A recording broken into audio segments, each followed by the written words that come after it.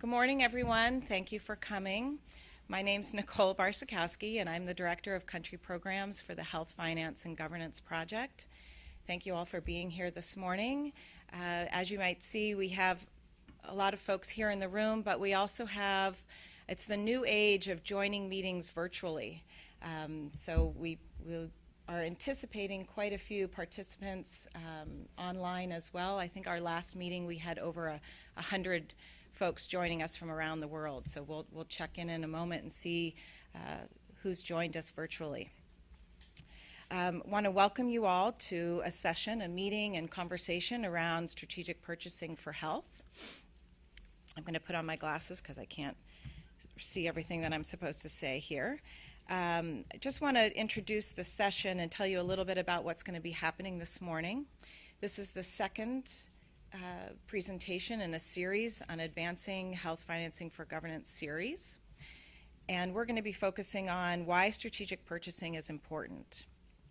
And we'll start off with an initial overview of strategic purchasing, what it is, and the 4 factors we have found to be critical for implementation to be successful.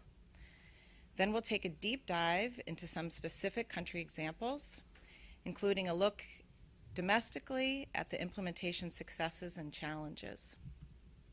First, I want to introduce Rena Eichler. Rena is the president of Broad Branch Associates. She concentrates on the application of incentives to improve health systems performance. She's an economist with more than 2 decades of experience in global health, working on national and local policy development, implementation, and evaluation globally.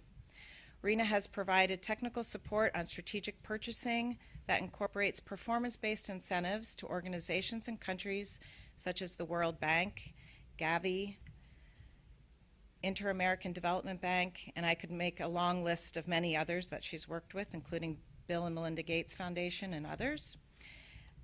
And Rena has also worked with NGOs and local governments in Haiti, India, Indonesia, Kenya, Malawi, Mozambique, and Tanzania. Rena earned a PhD in economics from Boston University. Thanks.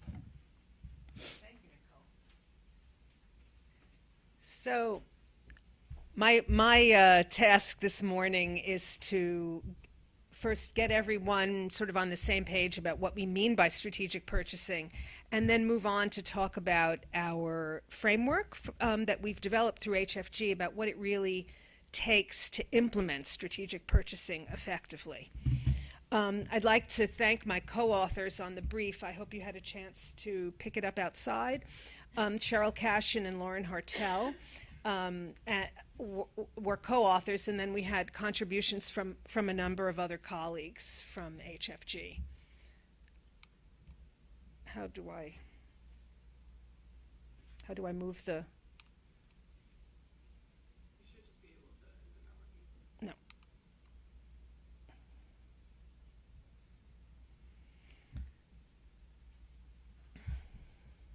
Okay. So just very quickly, what is health purchasing, strategic or not? Health purchasing is simply paying providers on behalf of a population for health services. You need to think through when looking at any purchasing model or system, who is the purchaser, what services are being purchased, from whom, for whom, and how. And a purchaser is not only an insurer, which is often a misconception. Ministries of health are also purchasers. It could be multiple actors. It should be working now.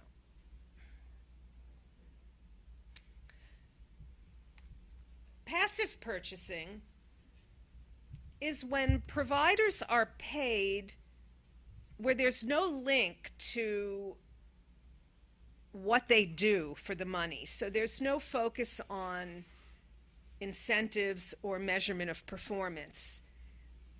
Payment mechanisms such as a salary is an example of passive purchasing. No consideration for the incentives.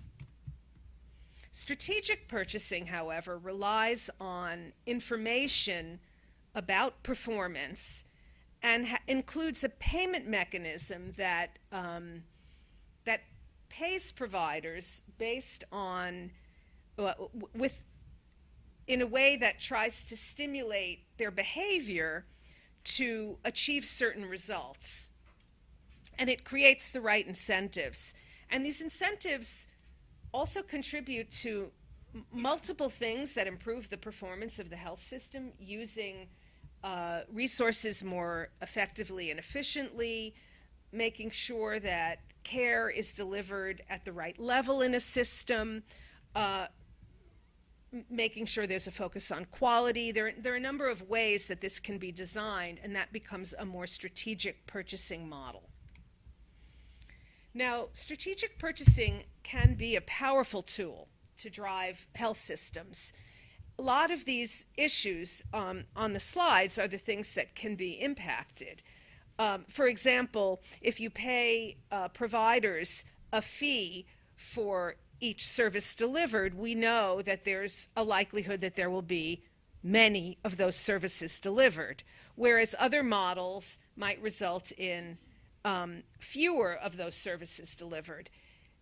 That has an impact, for example, on the volume of services as well as the distribution of services. You can reward equity, you can stimulate how different types of staff and medicines, different inputs are used. You can focus on quality. There are a number of different ways that strategic purchasing can be used to develop more health for the money in a country. It's not easy, however. Many of you, or some of you mentioned when you think of strategic purchasing, you think of provider payment mechanisms or contracting, and that's certainly part of it. But there are a number of other pieces that we have found really without focusing on the implementation aspects, it's very hard to realize the benefits of strategic purchasing. You need an information system that lets you know how providers perform. You need to clarify what institutions will do what. There's often, as you'll see in these next cases, some fuzziness about what the roles of different institutions are. You need to have technical capacity to, for example, decide what benefits to include and which ones not. You need the systems to process payment, to contract. Someone mentioned contracting. And you need an enabling environment that makes it possible, which is actually a big issue, especially when you're changing, for example, payment to civil servants from salary to some other form of payment that often goes beyond just the health sector.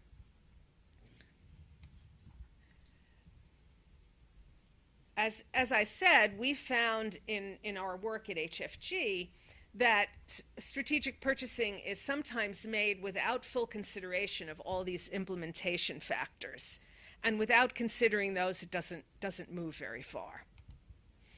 So we put together this framework that looks at 4 sort of buckets that are, they're somewhat overlapping. The institutional structures, roles, and responsibilities, who does what, the operational systems, how is it done, and the capacity, do people have the knowledge, the skills to do it, and how does it operate within an enabling environment that makes it possible for everything to happen. What institutional structures are very important, and the reason is often when a country moves from passive purchasing to strategic purchasing, there may be a new entity who now is in charge of paying and contracting providers. So you often see in countries a movement from the Ministry of Health basically running the system in a passive purchasing type of model to a strategic model where you have another entity whose job it is to pay providers, to contract, to do a number of things.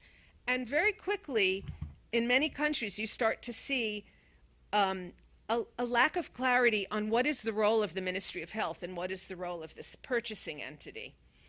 And without clearly defining that, there are a number of challenges that occur, and we've seen that in a number of settings.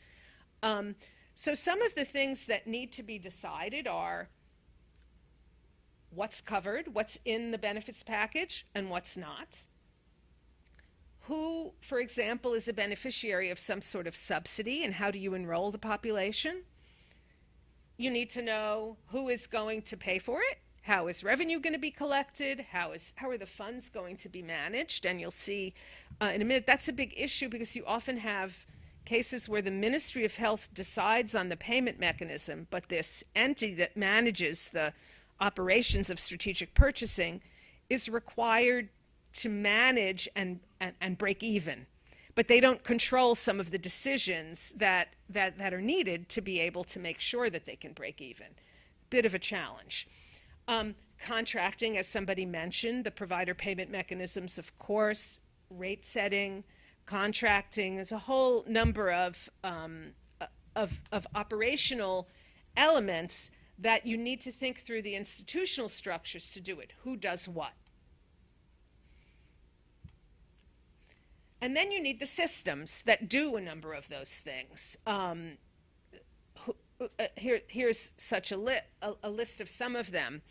But underlying all these systems is the need for information. You need information on the providers, whether they meet preconditions. I think somebody mentioned that earlier. Claims management, provider payment, enrollment. There are a number of systems that are needed to make a strategic purchasing sort of model work. And you need to have knowledge, skills to do a number of these things.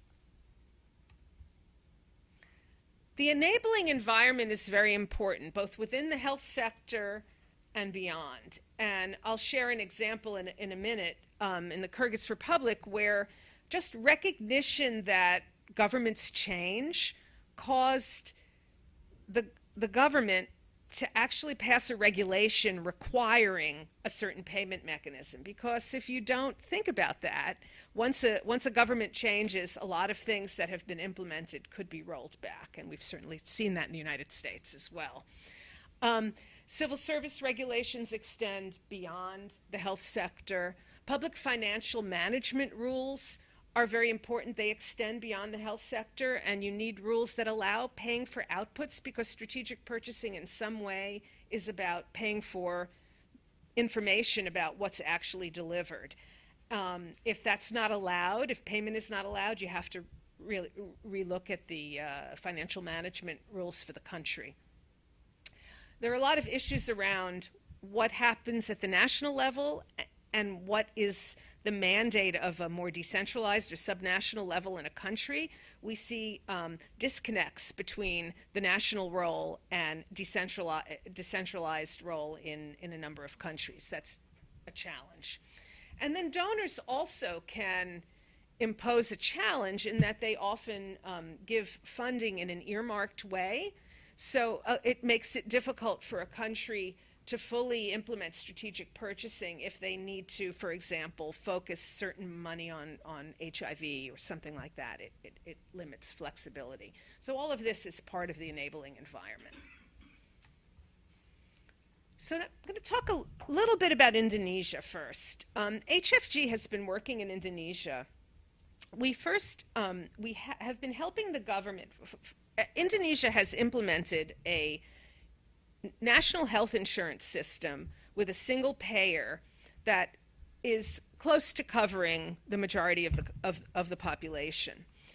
And because it's such a complex and decentralized and diverse country, there was a need for the government at the national level to know what's happening. How is it really working? So we supported a process through HFG of implementation research, where we helped and are helping a group of stakeholders at national and district level define priority questions that they would like answered, and then conduct field research to see how is this really playing out at the district level on the ground, to try to understand Are there processes not working as intended? What are the challenges to help inform changes? And a lot of the focus in Indonesia has been on payment mechanisms at the primary care level, and a concern that capitation payment, as it's currently designed, is not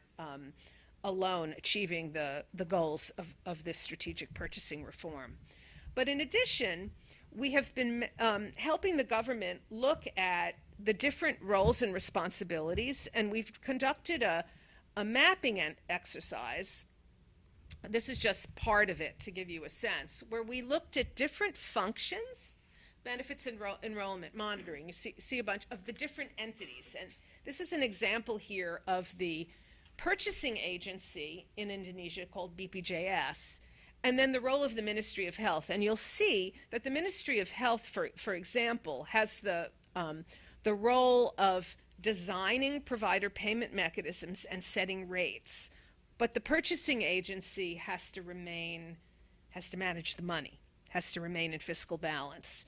And that creates a tension. They don't control decisions about some of the really important levers that they have to be able to drive changes in the system.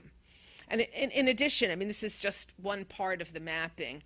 There are parts of the system that are controlled at the district level that also create some conflict with the national level reform. And by helping the country map out all these different roles, who does what, it helps them see that they need to address some of these issues if the goals of their strategic purchasing reform are going to be achieved. And we highly recommend this approach in a lot of settings. It can be helpful.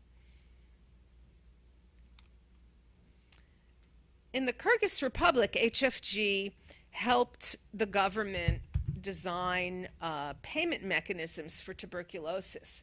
But part of this is also part of an institutional change in the country, in that the Kyrgyz Republic had dedicated TB hospitals where the staff were paid salary, and people who had tuberculosis would come and stay sometimes for months in the hospital. Part of the change, and this was mandated by law, was that all hospital payment in Kyrgyz Republic had to be paid for through DRG payment, a diagnostic-related group payment. And yet you have this issue of you can't just design it and implement it overnight, because there would be a big disruption in service delivery, and there are staff who are receiving their salaries. So figuring out how to transition from that model to a more ambulatory care model of TB case detection and treatment was a process that HFG helped the government design and implement. And it's just important to think, this is, I think, an issue in many countries, in that when you change from a salary model to some sort of output-based model, you can't often do it overnight, and it's often a bit of salary, a bit of output-based, and maybe there's a sort of a transition. There could potentially, and I've seen this in some places, be major disruption with people going on strike if you just overnight change the payment system. So thinking that through is critical, and we've helped Kyrgyz Republic do that. So some recommendations. They're really about understanding institutional structures, doing this kind of a mapping, and seeing where the overlaps are and where the gaps, and helping countries figure out what's missing and where the potential conflict is. And then, of course, what are the systems needed? Operational systems take a lot to build, and it's very important that they be in place, and they evolve. And then, of course, technical capacity to know how to do take on these different roles. And then, of course, engaging stakeholders and understanding the broader enabling environment, and making sure that the environment is conducive to strategic purchasing is quite critical. Okay. I thought I'd start by opening it up to questions to you, and then maybe we can open it up to questions from the audience as well. Can anyone share an experience of working in a country where any of these four elements were a challenge: the enabling environment, operational systems, technical capacity, or the institutional arrangements got in the way?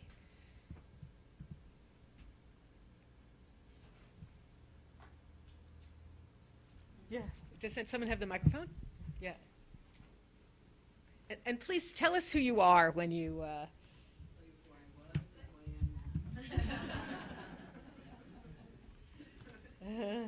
Marta Levitt, and I'm currently with RTI, but I was with USAID Cambodia for 2 years. Okay. And HFG certainly worked with us during a very interesting transition in the Cambodian government, where they began to formulate their first social security structure and social health protection. They did have health equity fund for the poor, but this was now going to be across the board. So there were all of these things had to happen. We had to look at infrastructure. We had to look at the enabling environment policies. So many of these things had to happen. But it's very interesting because the Ministry of Economy and Finance was running the Social Security program, and the Ministry of Health was doing the Health Equity Fund. So how to get these two ministries to talk to one another was very, very difficult, and still continues to be. But I think eventually, after a lot of educating, we had to start from scratch. No one in the Ministry of Economy and Finance knew anything about health. All they heard were bad things. So from the beginning, and I think we had really good. We ended up doing symposiums to just bring the Ministry of Economy and Finance to understand health, the health market, and how purchasing is different than any other area that they're used to, and then just slowly building that and giving options of different payment structures and systems. So it's been very, very interesting. And yes, it's slow. It's happening. It's moving quickly. I think most recently they went to Indonesia. Excellent. The institution there, the purchasing institution, and now they are moving forward. But there are many bumps in the road. Yeah. But we see it starting to come together, and the Health Equity Fund eventually will merge into this whole, and even the near poor will somehow, I heard two things. One, they may go into the Health Equity Fund, or they may go into the broader one. But I think that there's lots of, you have to address all of these things. But I think we're making progress. Thank you. Thank you. That's fascinating. Thanks for sharing. I think somebody else, Christine, did you want to? Yeah. My name is Christine Ortiz. I work for University Research Co. and formerly worked with HFG. I'm going to an experience across the world from Cambodia with an entirely different history. In Guatemala, with the help of USAID, the government was supported about 20 years ago to start strategic purchasing NGOs, which unfortunately has encountered a bottleneck, a political bottleneck. There is no longer an enabling environment, and with all of the drama around corruption and the scandals, the government, with a lot of backing from the people in Guatemala, have totally removed any possibility of contracting.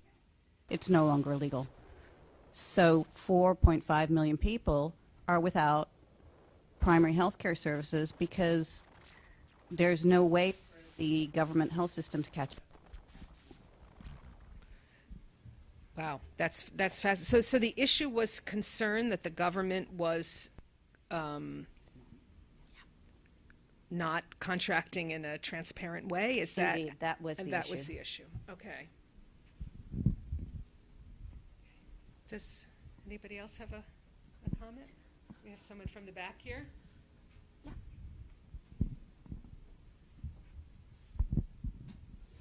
Thanks. Hi, good morning. My name's Elise Lang. I work at Palladium, mostly under the Health Policy Plus project.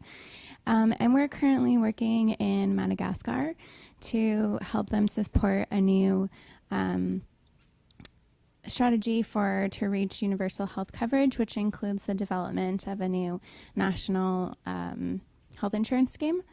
And it's a very ambitious endeavor, but we are supporting them in the best way possible with the Ministry of Health and other partners. And what's happening is that currently the Ministry of Health only has the experience of doing passive purchasing. And so the idea of starting from scratch and developing a whole new mechanism that includes strategic purchasing and starting it from the ground up with no institutional arrangements, with dealing with challenges of public financial management that the government has, because this is a government system.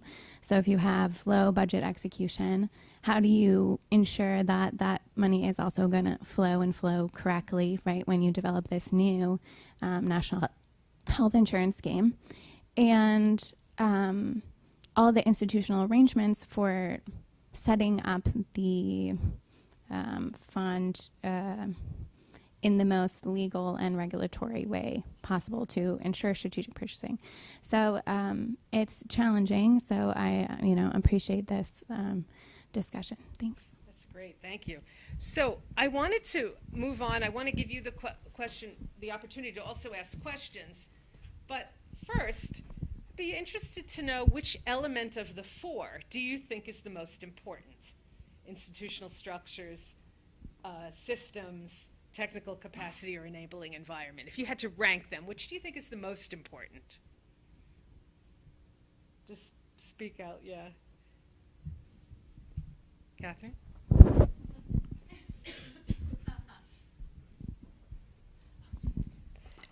I would think it would be the enabling environment, because that allows you to make progress on the other three. Like if you're not even allowed to do, to invest and make decisions to move forward, then you're stuck in the water. Yeah.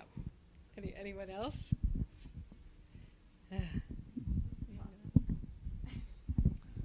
Hi, it's Bob here. I'd go for institutions, because I think it's all the most important thing is about the people, and people are based in usually institutions, and they had to shape the enabling environment. They had to create the systems and build their capacities. So I'd go for institutions.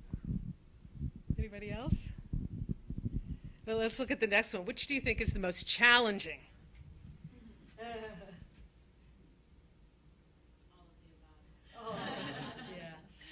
Yeah. I think that we probably see that in different environments, different parts are the most important. I mean, you have environments where the government, or through a campaign for president, says, we're going to have universal health coverage and we're going to implement this system.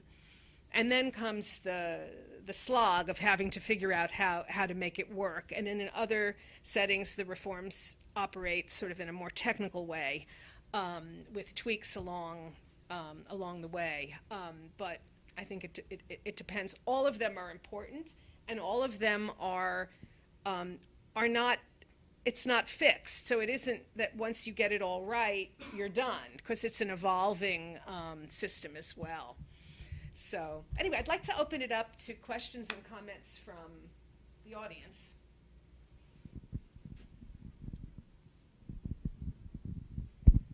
Yes, please. Good morning, and thank you for the presentation. I'm Jacob Hughes with MSH, and something you said early on in the description of strategic purchasing is stuck in my memory, that it's about purchasing on behalf of people. Yep. How do we factor into the equation the patient and the patient's voice, and ensuring that what's being purchased is in their best interest, and that there's an accountability relationship between the patient and the purchaser? It seems to me the patient is the ultimate purchaser, aren't they? So that's an excellent question, and the design of your system can include patient feedback into the way providers are paid, if you have a way of doing that. And I think we'll hear Alan about how the U.S. uses a rating system to influence the market, a rating system from the recipients of services, if I'm right. So there are examples, but there are, of course, cases where that doesn't happen. But it is very important. The patient is the ultimate recipient and beneficiary, but of course there are things that a patient doesn't have the technical ability to assess. So things like cleanliness, responsiveness, respect, those kinds of things they can assess, but maybe not whether the correct clinical service was delivered. So we have to think about both sides and also protect the patient as well in our models. Thank you. Hey, Rena, we had one question Excellent. from the online audience who wanted to hear some success stories in terms of that first factor of clarifying institutional roles and structures. Is there an example you can share of when those were improved and it was able to help with the strategic purchasing?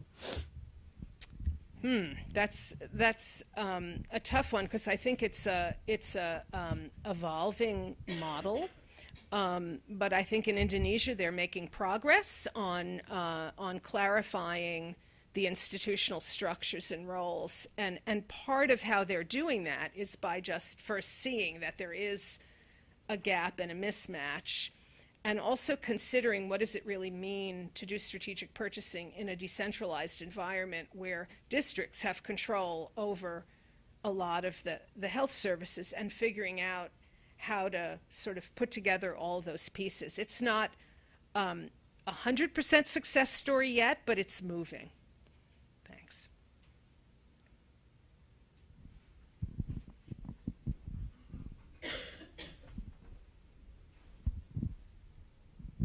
Tihomir, Strizrep. I'd like to add a comment to the previous question and give you an example from my country, from Croatia.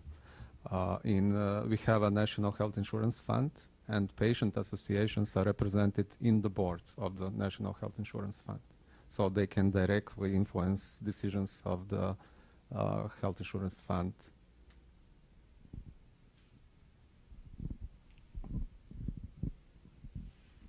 Comments, questions? Is there anything else, Lauren, from online?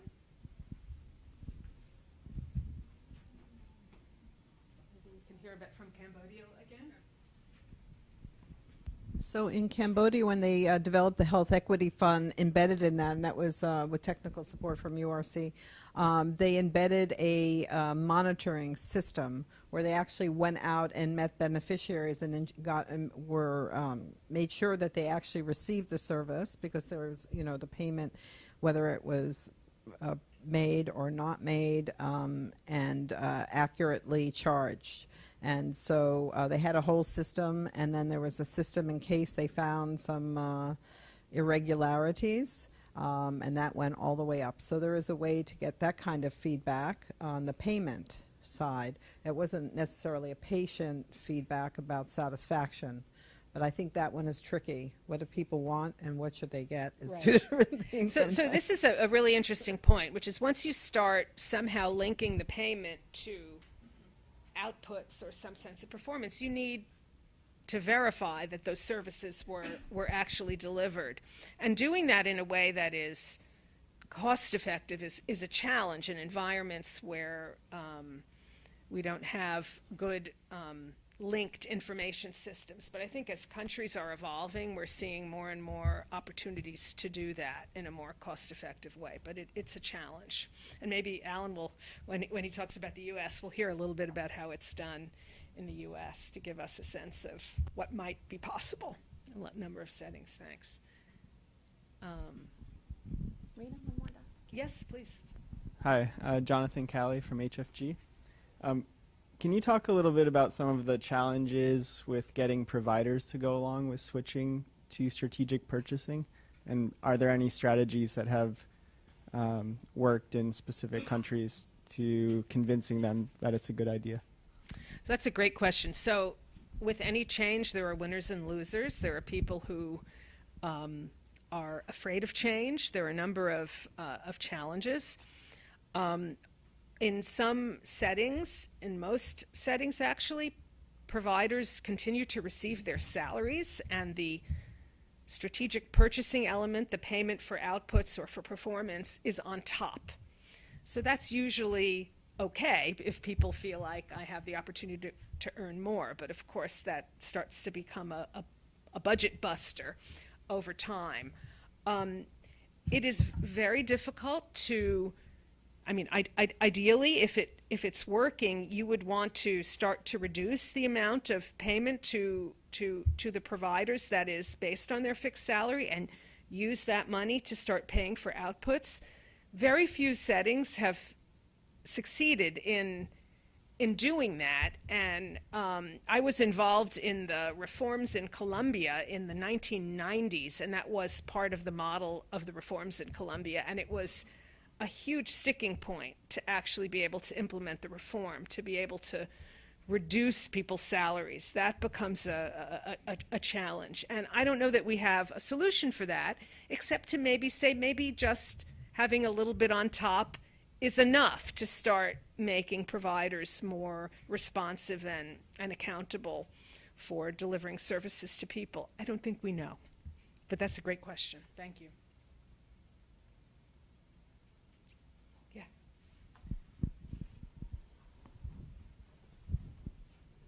Okay, this will be the last question.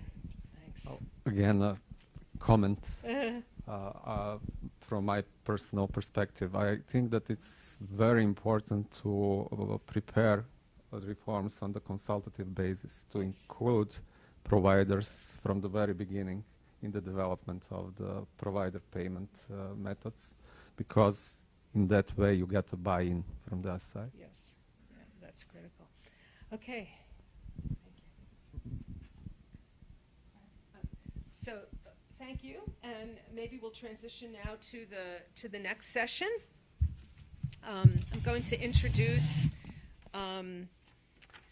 our three speakers who are going to share information about Moldova and Myanmar, and then the U.S., to give us a sense of very different kinds of strategic purchasing reforms.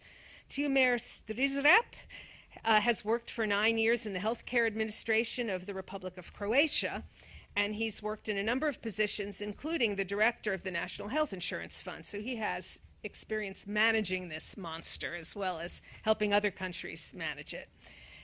He was a specialist and decision maker during the reform and harmonization of the healthcare system in the Republic of Croatia so that they could be aligned with EU standards. And he was responsible for the implementation of reforms in all of the structures of the healthcare system, including financing, pricing, both internal and external reference pricing, and others. And he's currently an adjunct professor at the Effectus Business School and director of a consulting company, Audenta Savietovanje. And he's also acts as a consultant for a number of organizations, including HFG, but also the World Bank, WHO, a number of others. And then we'll have Alex Ergo, who is a health economist with also more than 25 years of experience addressing inequities in health and improving the efficiency of health systems. And he's worked in numerous countries, from middle income to fragile states. And he's currently lead health economist with Broad Branch Associates, my colleague. And he's currently based in Myanmar, where he's supporting the formulation and implementation of the National Health Plan. He has a master's degree from the University of York in health economics and his PhD from Hopkins University here. And then Alan White is a nationally renowned health economist and principal associate at Apt Associates, highly respected for his rapid response to clients' complex information and research needs with data-driven creative solutions. He's the senior health economist for the health policy practice at Apt, and he leads projects and guides the practice's health economics. He's worked on issues related to quality of care, public reporting, so this will relate to some of the comments we've heard, Medicare payment policy, and long-term care. And he has led a team that developed the 5-star quality rating system for nursing homes that is reported on the Center for Medicaid and Medicare Services Nursing Home Compare website. You can all check that out. And he's worked on a number of evaluations as well. So we have a very rich, wide range of experiences and country cases to hear from.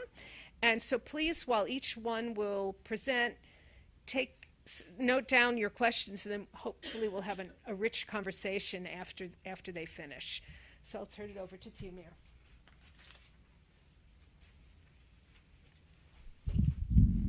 Hello, everybody. It's nice to be with you today and to share some of my experience.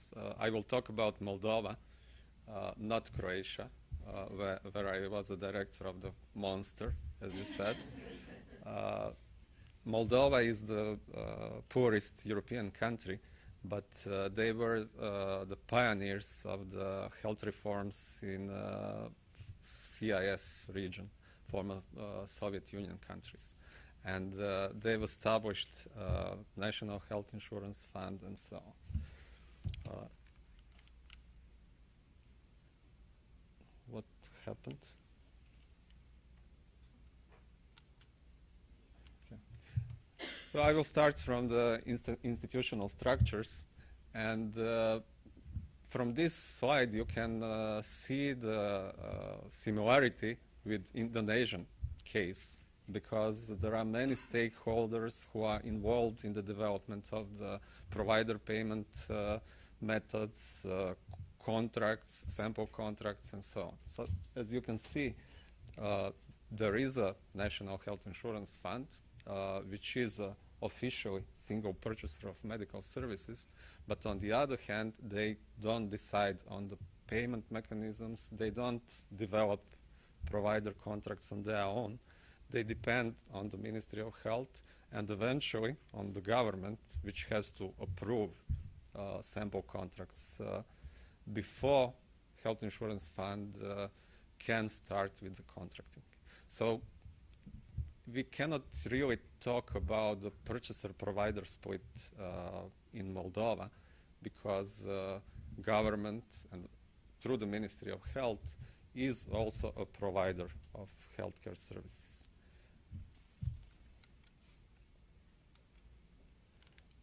So providers contracted by National Health Insurance Fund are publicly owned and private providers. Public providers are owned by the government or national government or local government, and as I said, in that way, government and Ministry of Health are involved in the health system as a provider of the services. These public facilities officially have high level of autonomy. They can manage their human resources. They are allowed to do that. In fact, they really don't do that. For example, when I visited basically all hospitals there, and when I talked to the directors, one of the things was that all of them said that they are understaffed, that they have a huge problems with the number of doctors, number of surgeons especially. But when I looked to their performance and calculated how many surgeries per week they perform, it was around 2 per surgeon per week. So from my perspective, they were not understaffed. They are overstaffed. But all of this staffing is based on the staffing norms developed by the Ministry of Health, which is based on inputs. So the whole system looks like developed in a way to enable strategic purchasing, but the reality is different from that.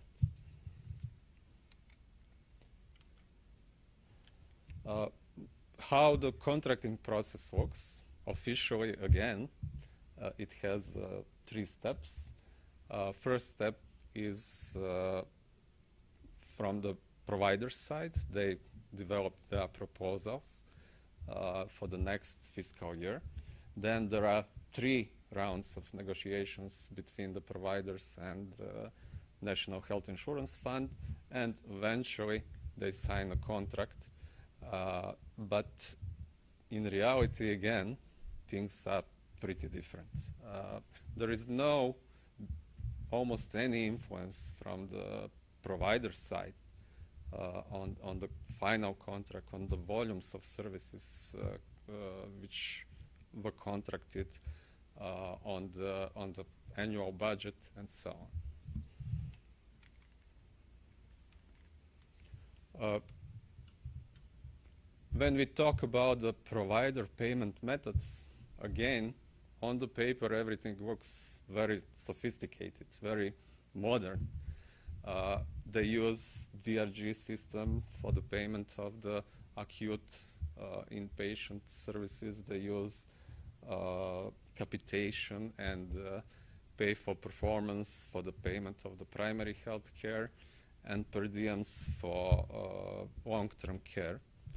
But I will give you another example from one of the hospitals which I visited there related to DRGs.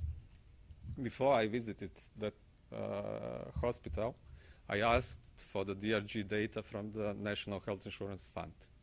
And I saw that there was an extremely high number of acute myocardial infarction cases in that hospital. And that was one of the first questions which I asked the hospital director: how come that they have so many myocardial infarctions in the catchment area, much more than anybody could expect?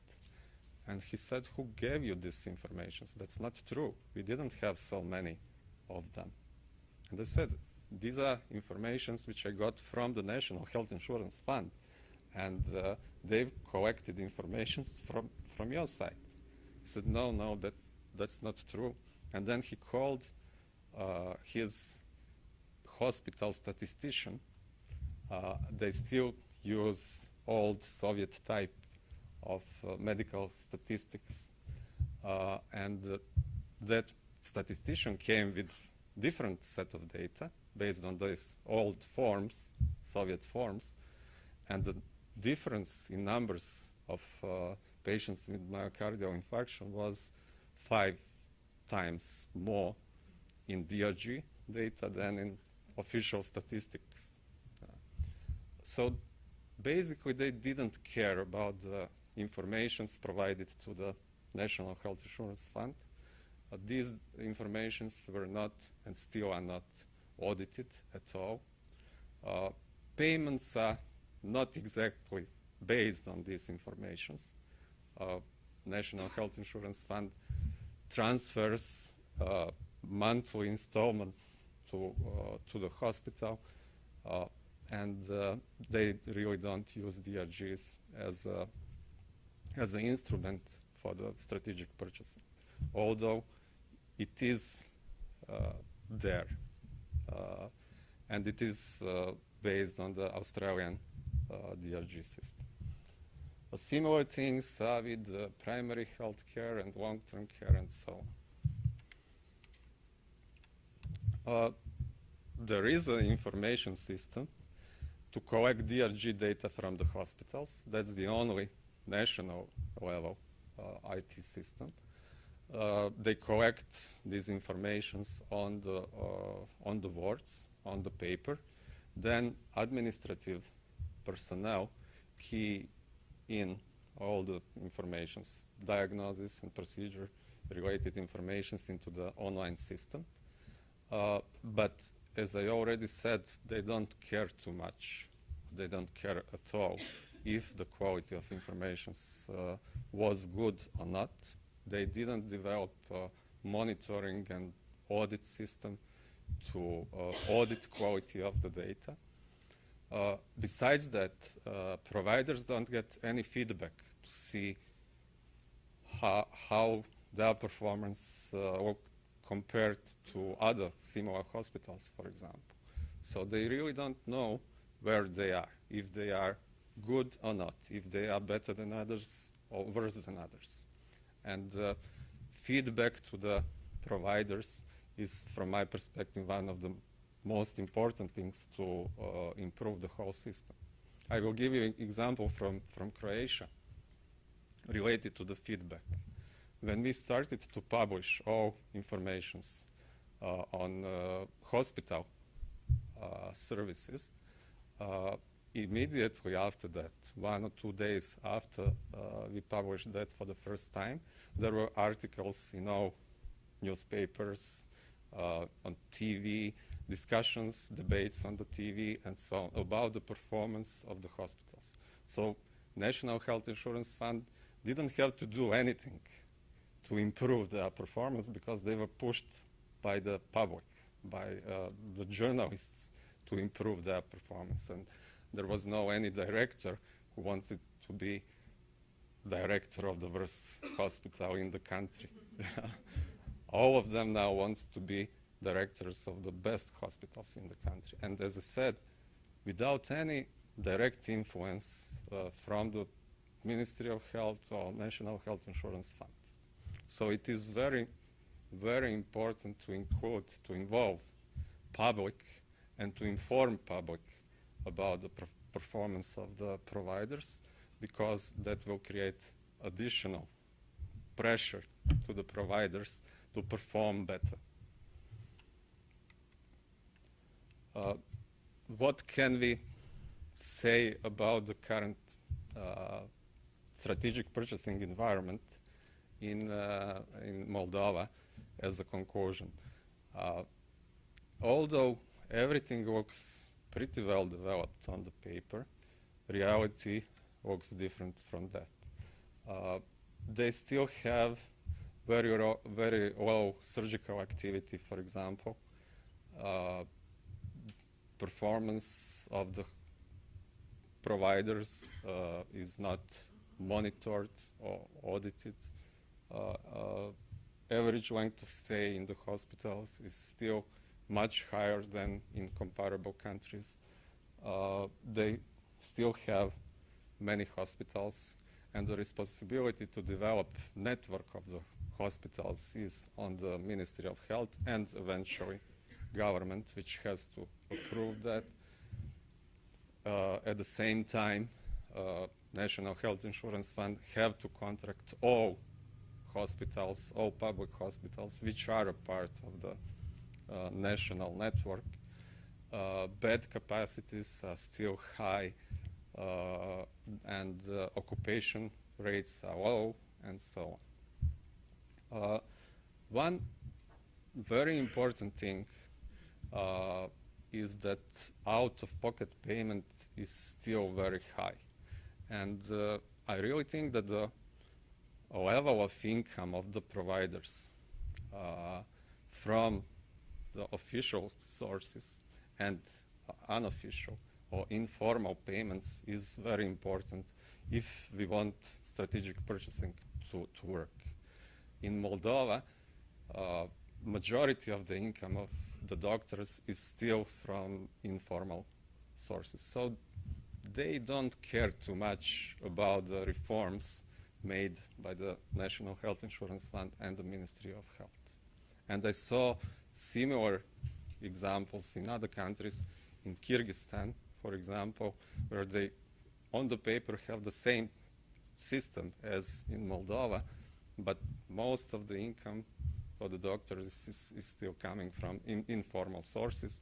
And as I said, it looks that they don't care about the reforms because only a small part of their income is related to these reforms. Besides that, one of the characteristics of Moldovan system, and it's the same again in many other CIS countries, post-Soviet countries like Kyrgyzstan again, Ukraine or Azerbaijan or any other, is that there are still many inpatients with the conditions which can and should be treated on the outpatient basis. So you can see that hospital discharges for infectious and parasitic diseases in Moldova are still much, much higher than in other European countries, and that surgical activity is much, much lower. Thank you.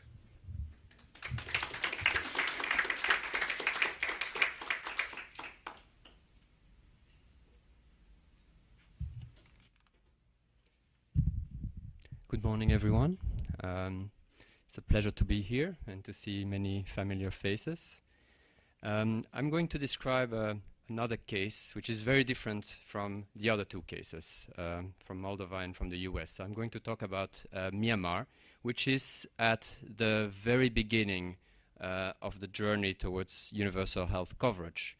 So the National Health Plan, which was released last year, has the vision to move towards universal health coverage by the year 2030 by expanding service availability and readiness and reducing out-of-pocket spending. And the expansion of the service availability will be phase-wise. First starting with a basic package, they call it the EPHS, the Essential Package of Health Services. And then as fiscal space of the country grows, as capacity to deliver the services grows, the package will be expanded to become an intermediate package and finally a more comprehensive package by the year 2030. And so right now we are in this first phase of the National Health Plan 2017-21, which has for goal to ensure that this basic package becomes accessible, available to the population.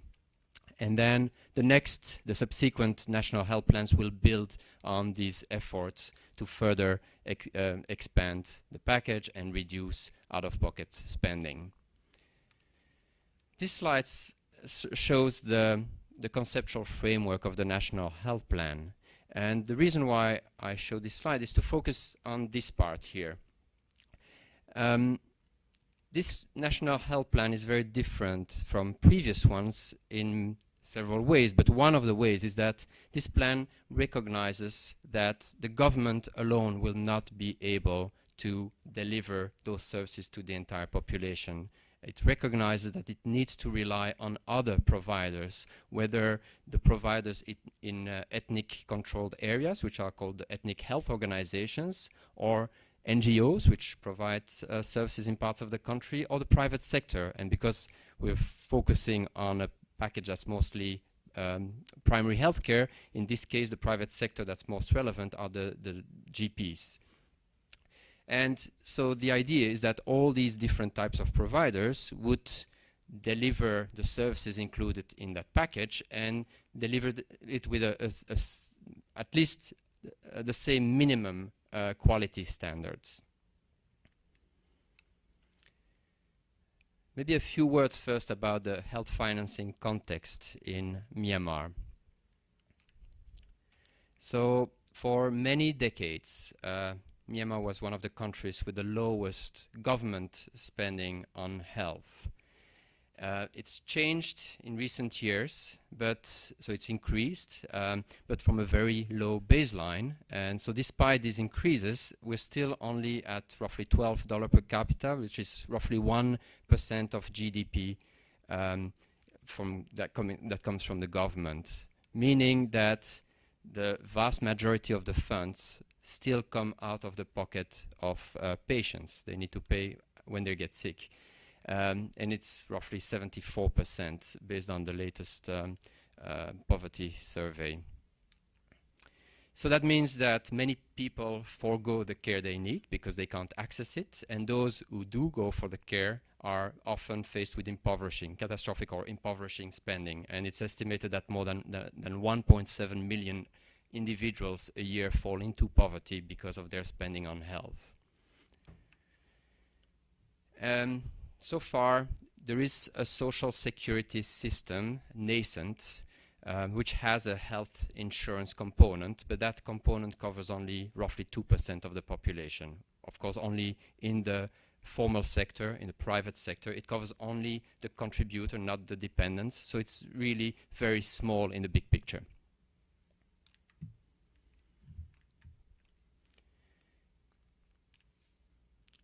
So, as I showed in the slide with the conceptual framework, the government recognizes the need to engage non-government providers. Then the question is how? What does that mean, to engage? And the way the government wants to operationalize that engagement is through strategic purchasing.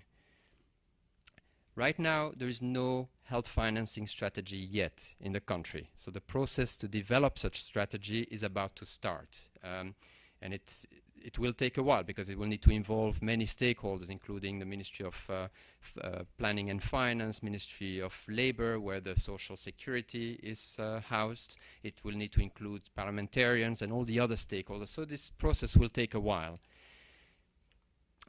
At the same time, there is no experience right now in the country in terms of strategic purchasing.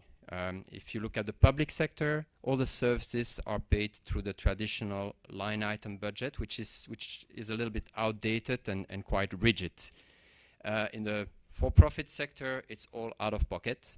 And for the NGOs and the ethnic health organizations, those are totally donor dependent. So the country decided to take a pragmatic approach.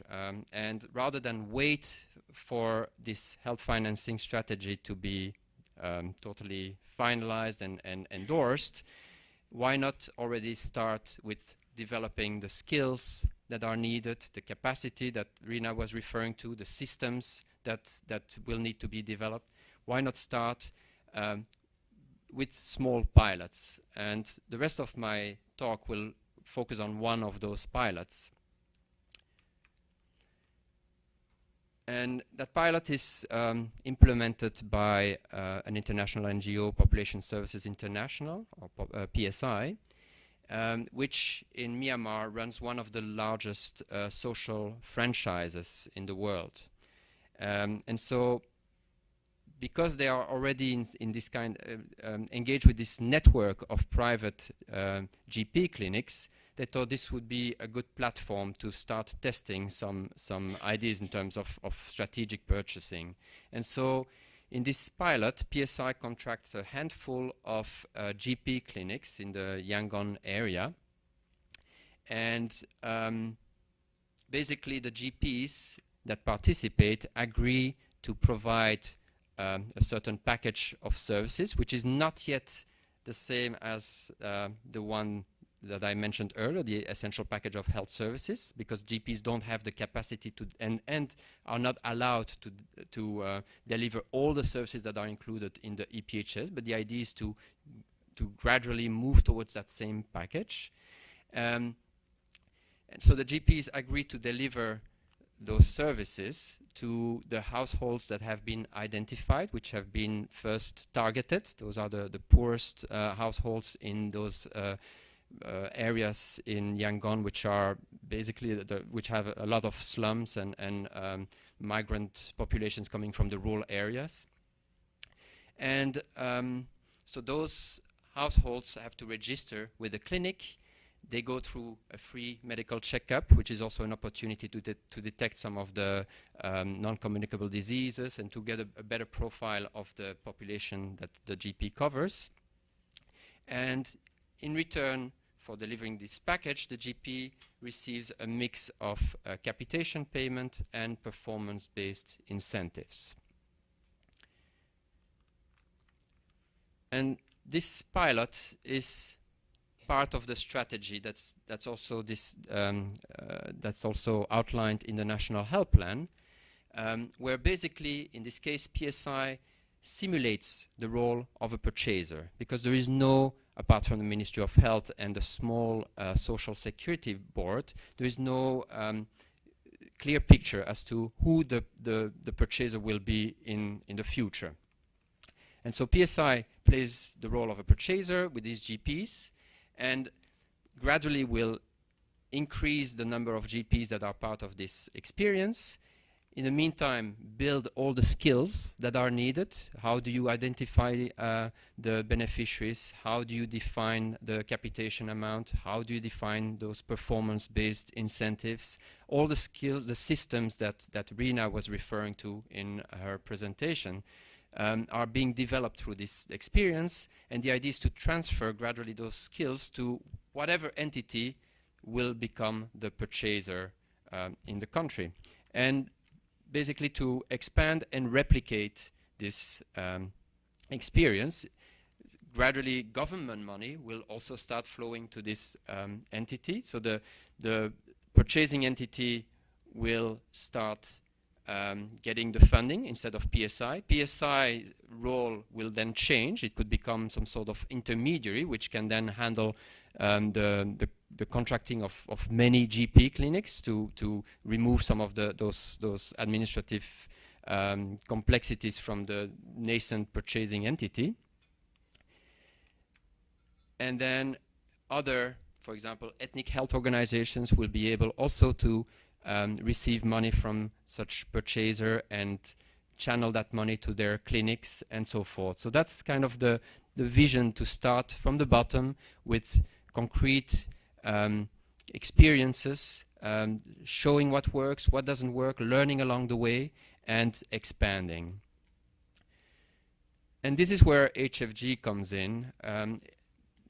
Rena mentioned what the HFG is doing in Indonesia, which is an activity that covers both Indonesia and Myanmar, to introduce implementation research in the context of the move towards universal health coverage.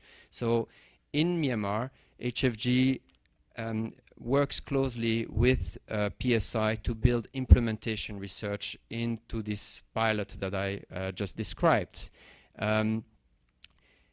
This is also an opportunity to already sensitize all the key players. So through this implementation research, we're bringing around the table all the key players. The government, so including the unit that's overlooking the implementation of the reforms, the GP society, the providers, the donors, they're all part of this experience where we are going through cycles of learning, and each cycle of learning takes 3-4 months, where all these stakeholders discuss and agree on what the most pressing questions are. Those questions are then investigated, and the findings are brought back to this team, this scale-up management team, discussed, and the team discusses also what kind of corrective measures need to be taken based on the learning that comes in. And at the same time, we're trying as much as possible to document the process, mainly for the internal stakeholders, but this, and this is my last slide,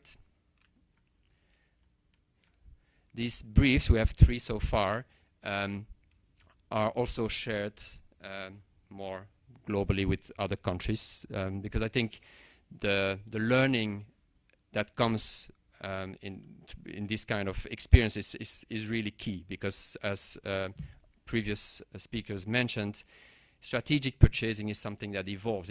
You never get it right. So it's really critical to build the learning into the process so that you can constantly adjust and improve. Thank you.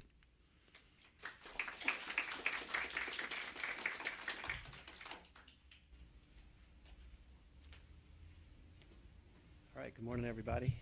I want to give a different perspective in my talk a little bit about some more developed and established programs from the United States. And to do that, I just want to tell you a little bit about my world. So, as Rena mentioned, I've been working at APT a long time, about 23 years, pretty much working on contracts for the U.S. Medicare program the whole time.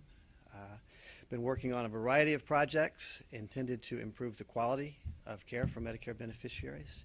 And I think some of the lessons learned from these projects may be relevant for you. So I want to start, all right, with a 10,000 mile high view of the Medicare program. It's only a $600 billion a year program. It's a little hard to cover in one slide. But I think the slide got taken out. It was so hard. But anyways, Medicare is the U.S. health insurance program for people who are over 65 or older and certain younger people with disabilities or end-stage renal disease. And 2015, Medicare provided health care coverage for over 55 million people.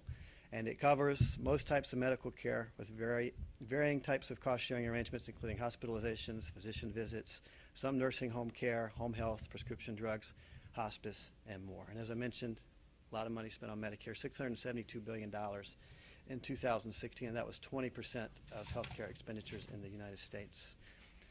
So we're in the midst of a revolution in the Medicare program, quality revolution. So recent initiatives are transforming the Medicare program into one that promotes value and quality. This includes new payment models intended to achieve CMS's triple aims of better health care, smarter spending, and a healthier population. And it also includes improved public reporting of provider quality that gives consumers meaningful, actionable information so they can be empowered to make informed healthcare choices. This transformation is occurring rapidly. By the end of 2016, 30% of traditional Medicare payments were tied to value and quality. CMS has a goal that by 2018, that'll be up to 50%. So, oh, there's the Medicare slide. All right, there you go. We already did it, so we won't do it again. All right, so the focus of my talk is going to be two Medicare programs, home health value-based purchasing and the nursing home compare 5-star rating system. These are two different types of programs. They have the same common objective, improving quality of care. They use different methods to try to incentivize providers to make quality of care improvements. Home health value-based purchasing uses financial incentives. The 5-star rating system uses public reporting and information to try to incentivize folks. Both of these programs build on existing data systems and use quality measures that are familiar to providers. I think this is a big part in kind of facilitating their acceptance by stakeholders in the home health and nursing home worlds. Let me start with home health value-based purchasing. All right, so under home health value-based purchasing, or HHVBP, Medicare measures provider performance based on a set of performance measures and adjust payments based on their performance. This is a 5-year program. It started in 2016, but the payment adjustments just kicked in last month, January of 2018, so payment adjustments just started. We talked a little bit earlier about enabling factors. Here's one, the ultimate one. If you're in the Medicare program and you're in one of the states that this program operates, you're in. It's mandatory. So that's one way to get people to participate. May not be feasible in all countries, but everybody wants to be in the Medicare program, so it worked for that program. In terms of performance measures for HHVBP, we have a broad set of performance measures that we use. It's a mix of process, outcome, and patient care experience measures. The measures are calculated from patient assessments, clinical assessments. We've got 9 of those measures. Medicare claims, we've got 2 claims-based measures. HHCAPS is basically patient care experience surveys. We've got 5 of those, and 3 measures that HHAs submit directly as part of the program. Most of the outcome measures that we use in HHVBP are risk adjusted, and most of them are measures of change from the beginning of an episode of care to the end. In general, we think those kind of incidence measures are better than prevalence measures, just less subject to case mix differences. And the operational systems for collecting these data already existed. A lot of these items, these patient assessment tools have been used for the Medicare payment system for years, so it was not much in terms of extra burden for providers to participate in this model. In terms of funding of performance payments, the payments are funded by a reduction in the Medicare base payment rate. It's 3% for this year, goes up to 8% by year 5 of the program. So basically for every $100 in Medicare payments that providers get, $3 of that this year goes in to fund these performance payments. If you do well, you're going to get more than $3 back. You'll be doing better off than you would have.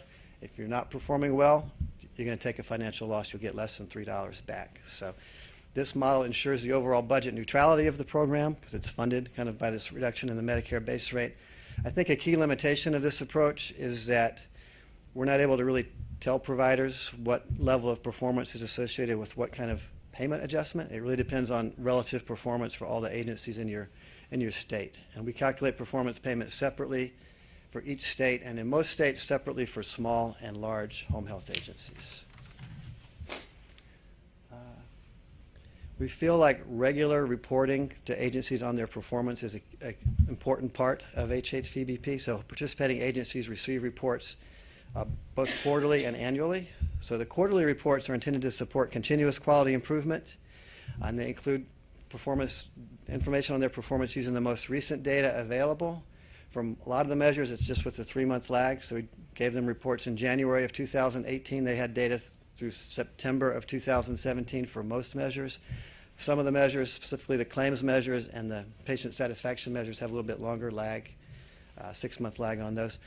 And we provide them annual reports each year, and that's where we tell them what their payment adjustment is going to be for the next year.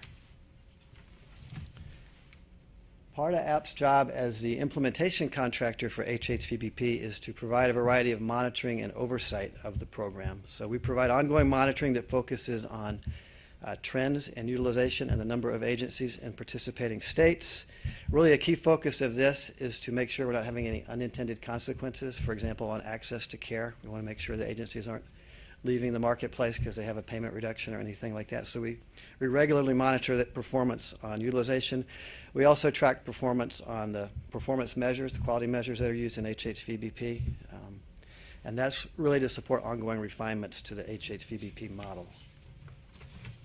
So the payment adjustments for HHVBP just started in January, so we can't say anything about how effective the program has been on outcomes.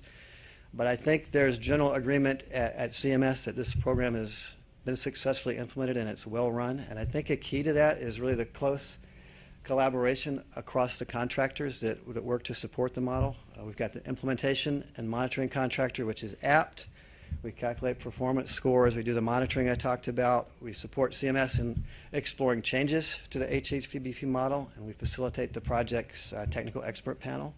There's a separate technical assistance contract, focuses on providing shared learning and technical assistance for model participants.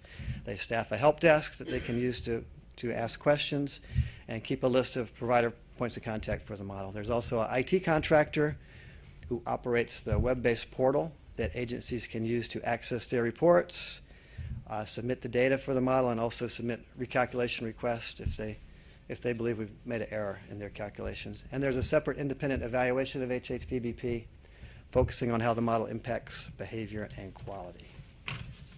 That's value-based purchasing. The last few minutes I have, I'm going to switch gears, talk a little bit about the 5-star rating system. This is a Nursing Home Compare website, which contains quality information on the more than 15,000 Medicare and Medicaid certified nursing homes in the United States. Includes a lot of information on nursing home quality, including 5-star ratings for all nursing homes.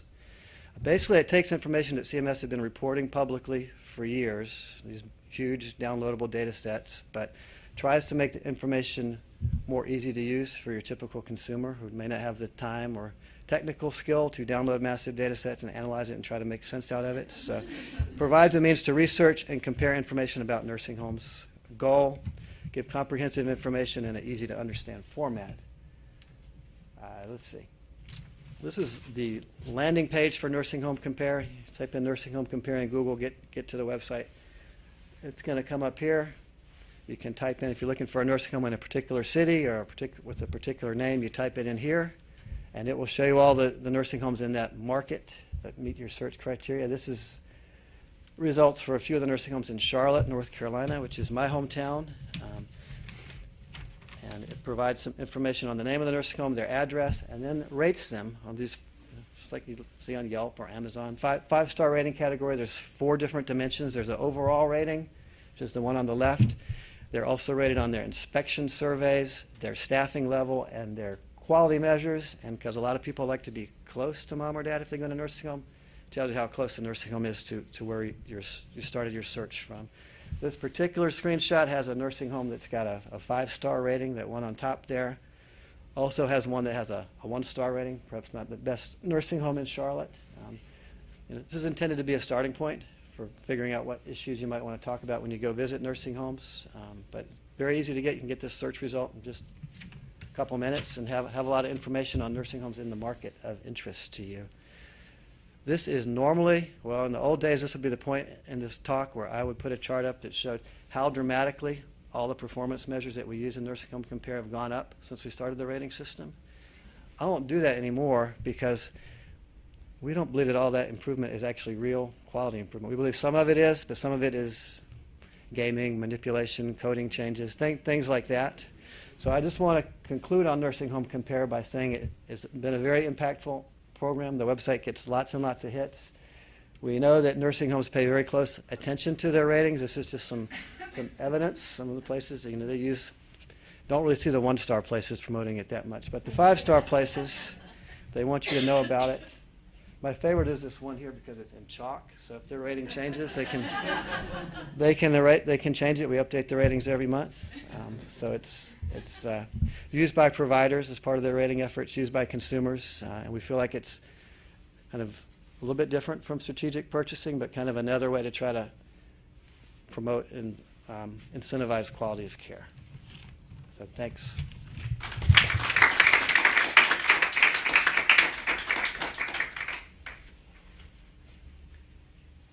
So I'd like to open it up for questions. There's rich information here. Yes, please. Do we have? I think that because people are online, it needs to be. My name is Julia Johansson. I work for Crown Agents. And my question is for Tihomir. Thank you for sharing your experience in Moldova. I presume it's a recent one.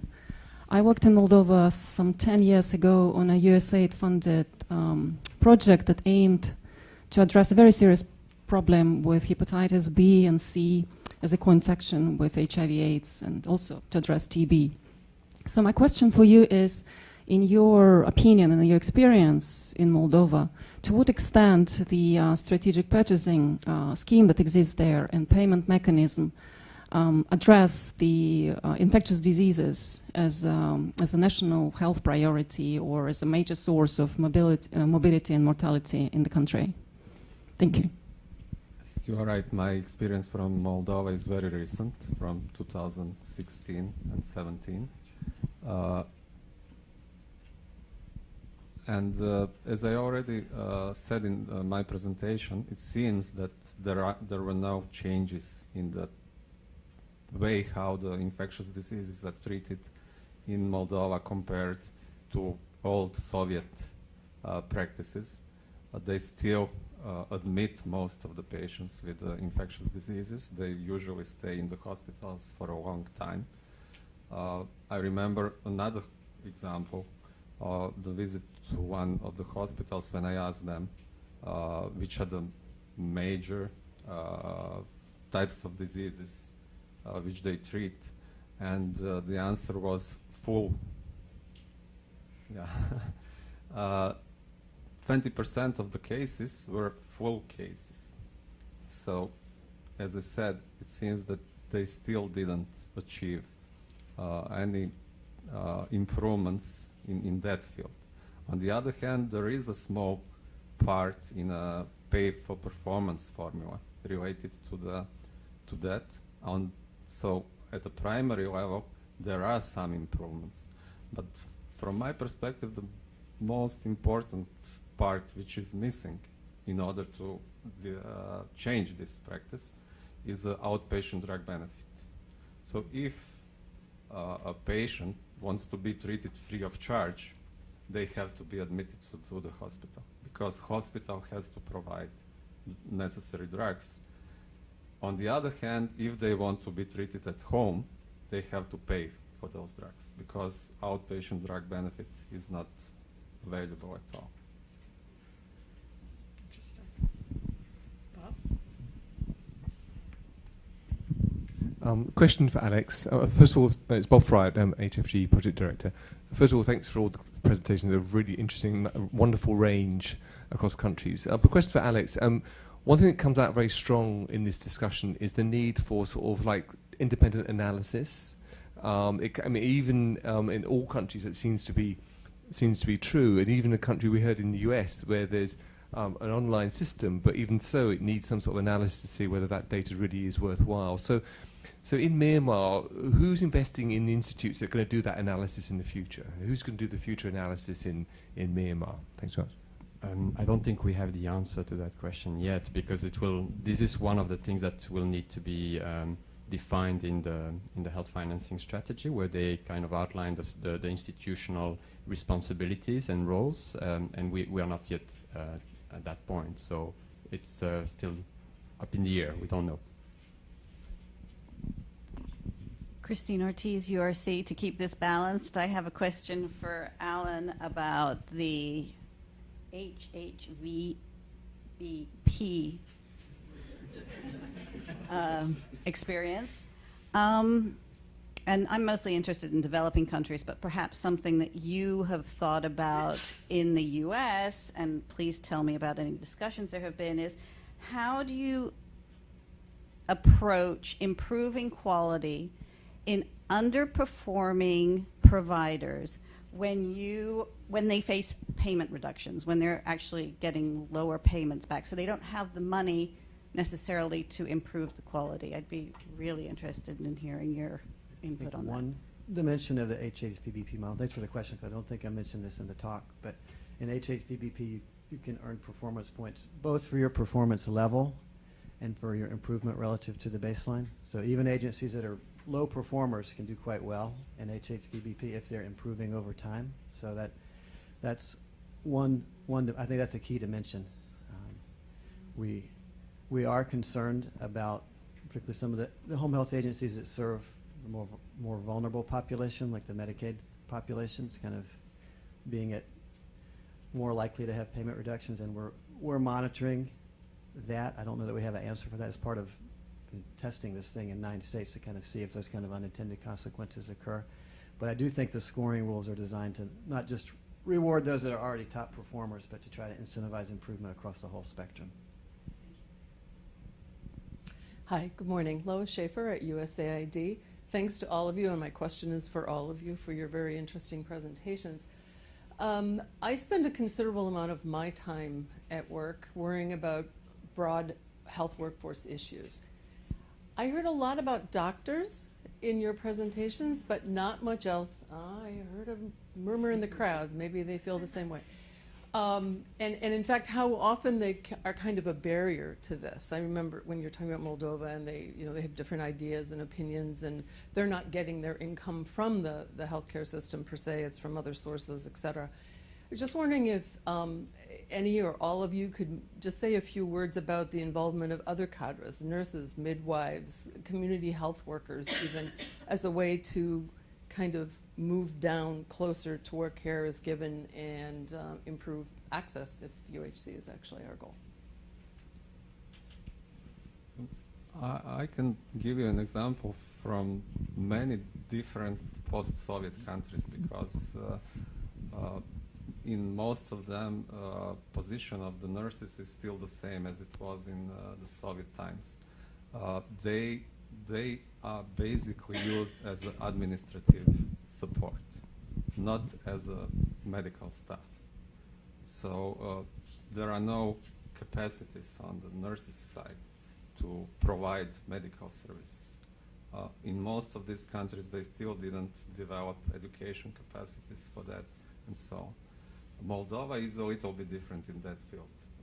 In primary health care, in the community health centers, they have so-called triage rooms, where nurses do the basic triage. They measure blood pressure or blood glucose, and only after that, patient goes to see the doctor. But as I said, in most of other countries, nurses are still used as administrative workers. And as a completely different scenario to that, I can tell you about South Africa, where the whole system is based on the nurse. So one of the things that I think we've seen is that once there's a shift to some sort of payment based on outputs or performance, then a health facility that has a team of different health workers starts having a discussion about what's fair and who really did the work to achieve that performance. And I've certainly seen in Tanzania where before everyone just received their salary, but when there's a shift to opportunities to earn extra money, people start saying, hey, wait, we're the ones who are in the maternity ward and doing the support services to pregnant women, and we're doing more of the work, and you start seeing a shift to discussions about what's fair. I think it's important. Go ahead. In the nursing home world, there's a long literature that shows the relationship between higher levels of staffing and better outcomes, especially for registered nurses. CMS has been collecting payroll data from nursing homes since fall of 2016. And beginning in April of this year, we're going to start using those payroll-based measures on the Nursing Home Compare website for the ratings and also to report to folks. So it's much more comprehensive and probably accurate staffing data than we've had before. So I think we don't even care about doctors in the nursing home world. It's all nurses, and that's what we report. I think the example I gave may have given the wrong impression that the whole plan is based on doctors in Myanmar. I think, first of all, two comments. One, if you look at the public sector, the reforms are focusing on township level and below, and there we're talking about rural health centers and sub-centers, and the key human resources are the midwives, which do more than just delivery. They do all kinds of public health services, and the PHS 1 and 2, they call them. And the reform is also about institutionalizing the role of the community health workers. Right now, it's a mix. There are many different types of work focusing on one disease, supported by donors, trained by the government, but not really integrated into the system. So how do you bring them all into the system? How do you build the connections in terms of supervision, supplies, and so forth? The reason why there is no pilot yet in the public sector is because one of the elements that Rena mentioned, the public financial management rules don't allow yet to do anything outside these rigid line item budget lines. Sorry. And the other part of the response, I think, in the model that's being tested with the GP clinics is the question that's now being discussed is how do you incentivize the GPs to get more into the community, and that will probably involve GPs working more closely with community agents, also to go around and make sure that people who have been diagnosed with diabetes or with hypertension come to the clinic and on a regular basis. So that's something that's being worked on as well. All right, we have a couple of questions from online. So one is to everyone, and then a couple are specifically building on Moldova. So the general one is, how can you harmonize across several disparate health systems in a federal system? So for example, looking at the states of India or in a larger country, how do you harmonize across these different areas? For the Moldova questions, how does Moldova identify the number of people served by a primary health care center? Is this actual utilization of services, or is this what the online person called a fictitious catchment area? And then the last question was looking at the difficulty of building an auditing function and how the example of Moldova really highlighted this.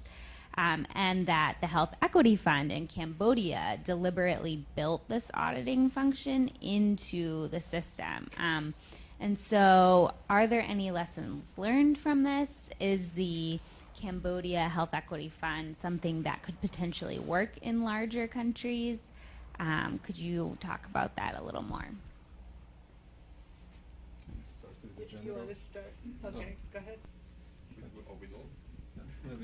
With the general question for all of us. I mean, not easy. I think we have countries like Nigeria and India and Indonesia that are federalist countries with a lot of responsibility for health being at the state or even subnational level. And there's a tension when you have a national reform in a decentralized context. So it really argues for understanding all these roles and responsibilities very clearly, and figuring out where the disconnects are. I mean, one other piece that's interesting in Indonesia is that Indonesia had a lot of local insurance schemes where money was being collected and funded through local taxes, And there was just sort of a rule that these should be integrated into this national scheme, but not really a clear way of how that was going to work, or whether the local political leaders really even thought it was in their interest to do that. So thinking about how to do that is not simple, and there's not I don't think a magic answer. But I think one of the other challenges when you think about India is that when you have a lot of differences between different areas in a country, if you have your national hat on, you're looking to have maybe the higher income areas cross-subsidize lower income areas, but if in a decentralized context, that may be politically very, very challenging to do. So all of these things, they don't have easy answers. They require a lot of negotiating and discussion and compromise, probably. I have recent examples from two countries, from Ukraine and South Africa. They are struggling with that problem now for years, as it seems. In Ukraine, they have 27 oblasts, regions, and most of the health functions are on that level. But primary health care is a function of the even smaller local entities. Mm-hmm. And the funds are going to their budgets directly from the state budget. And now, according to the new Health Financing Act, the whole pooling will be made by the National Health Insurance Agency, and they already faced a huge opposition from the local governments. And the similar thing is in South Africa, where they have 9 provinces, and it's common knowledge that one of them is completely against the pooling on the national level. Maybe just one point when you say, or when the person who asked the question speaks about harmonization. I think we need to be clear about harmonization of what. Mm-hmm. And in particular, when we talk about strategic purchasing, we're actually trying to see where are the incentives misaligned. And that may be very different if you look at a densely populated urban area and compare that to a remote and hard-to-reach area of a country. So do you want necessarily to apply exactly the same mix of payment methods to those in the context, because you want to harmonize, or do you want to make sure that you adjust your mix to the conditions to get what you try to achieve? I think for the providers I was talking about, the kind of programs, harmonization just comes by having kind of the same set of measures in your value-based purchasing program and in your rating system. In the home health world, that happens to some extent. Most of the measures that are used in the home health 5-star rating system, which I didn't talk about today, are the same as the measures that we use in home health value-based purchasing. CMS is going to start a nursing home value-based purchasing program in the next year or two, and they're just going to have one measure in that, hospital readmissions. So it's a sore point with us. It's badly misaligned with the large set of measures that we have in the Nursing Home Compare website, and we're concerned about kind of the lack of harmonization there. Do you want to talk about the Moldova questions? Yeah. So about the catchment population, population is assigned to the community health center based on the catchment area. So there is no possibility for the patients to choose their primary health care doctor. And besides that, working hours of the primary healthcare centers are between 9 a.m. I think, and 3 p.m. They don't work in the afternoon, so there are no shifts. And one of the problems related to the availability of the primary health care is related to the working hours. And I saw the same problem again in many other countries. Primary health care usually works for 6 hours per day, And as I said, they are not available for the patients except in the morning and early afternoon. So if a patient needs to see a doctor, they have to leave the workplace just, for example, to get a referral if they were chronic patients, just to get a referral for the annual follow-up with the specialist. They have to leave the workplace, as I said, to get that paper. So those are additional problems in the current system. As I said, they didn't develop monitoring and audit capacities. And first step in the development of these capacities, from my perspective, is development of the pattern monitoring system, which can be developed by the Health Insurance Fund in their case. And then they just have to perform chart audits for those providers which are out of the pattern.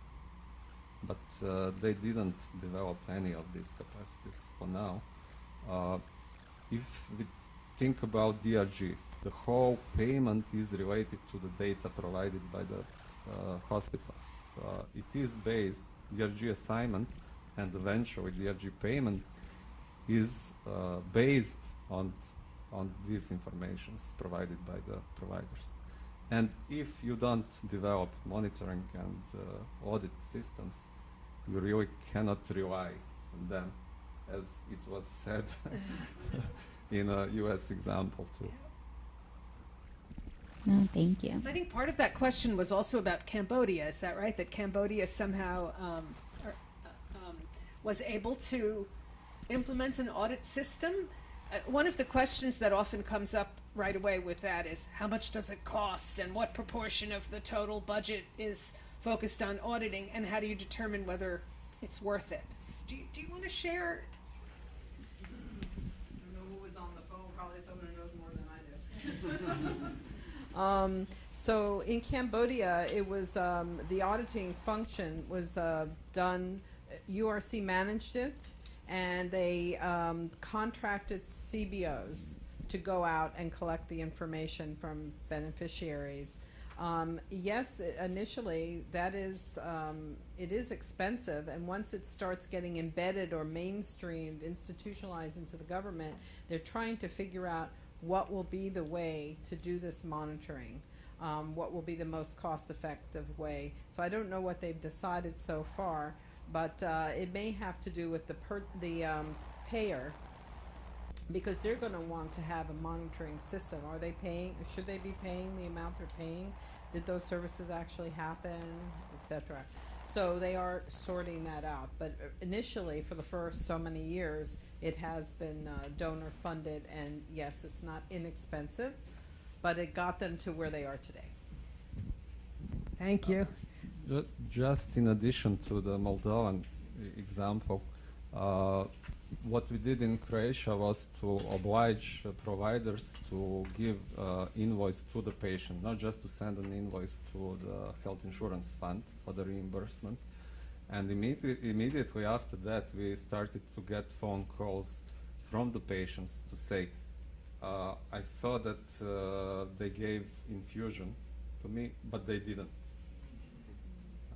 So that was also a way how we started to monitor data provided by the providers. So we involved public even in that part.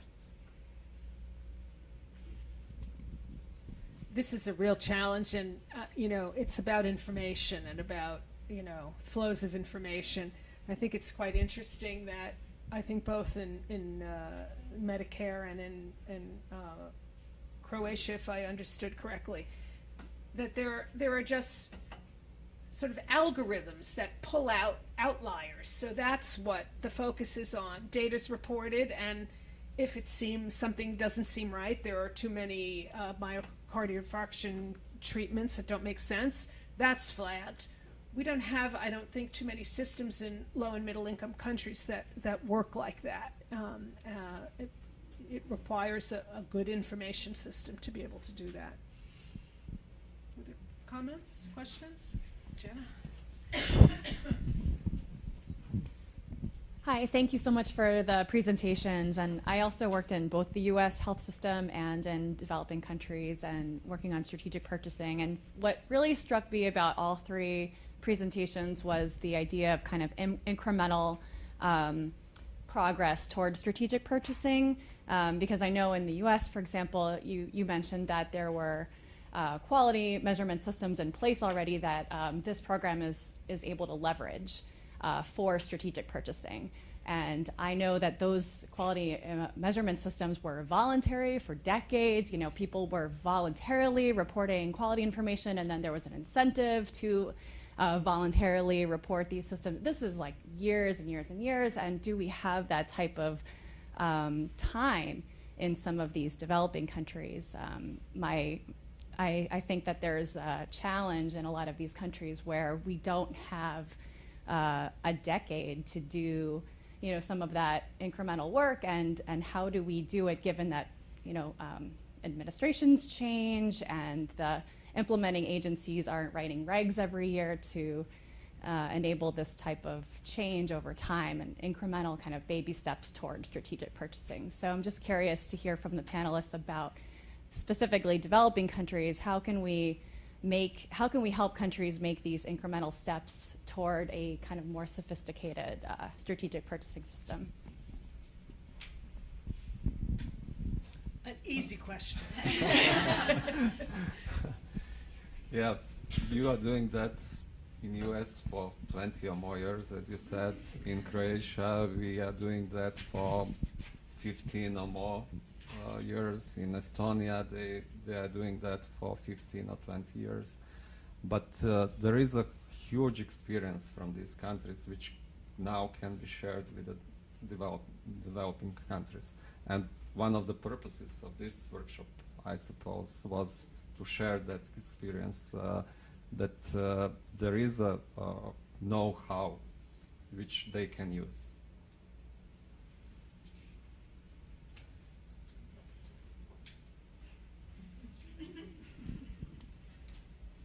It's a really tough question, Jenna.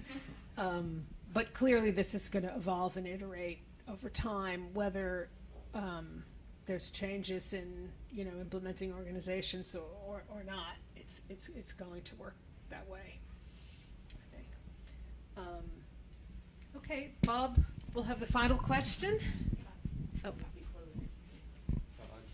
Ask a final question, but first of all, well, a big thank you. I know you're coming to the end, but related to that, presumably this will never end. I mean, you know, and so presumably we have to be in for the long haul. And I was just going to ask about just a quick comments about, is that really going to be the case? I mean, because the technology changes, service models change.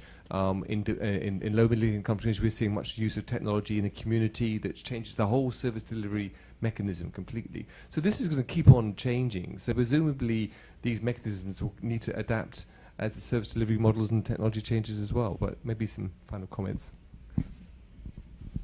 I think that's right, and I think that's one of the areas where implementation research can be very powerful, by seeing what's happening quickly and feeding back what you're seeing to policy people. There's opportunities to tweak and adapt and take advantage of changes.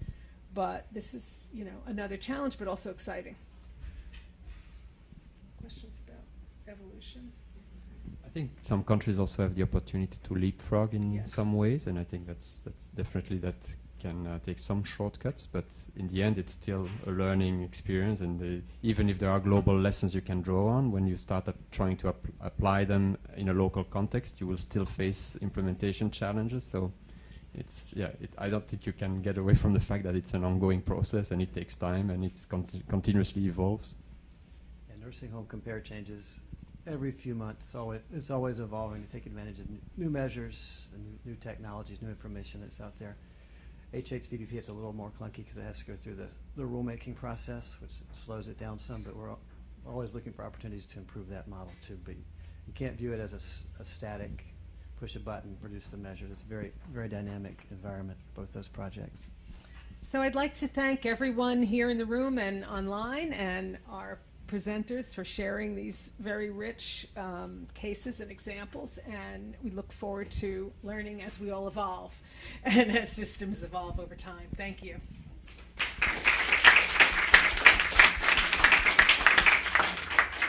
And if anyone would like further information, there's a brochure. It's not a brochure, it's a brief, thank you, outside. And we look forward to having you all join us for our next Advances in Health, Finance, and Governance series, which will be March 27th on financing strategies. So look forward to seeing you all then. Thank you so much for joining.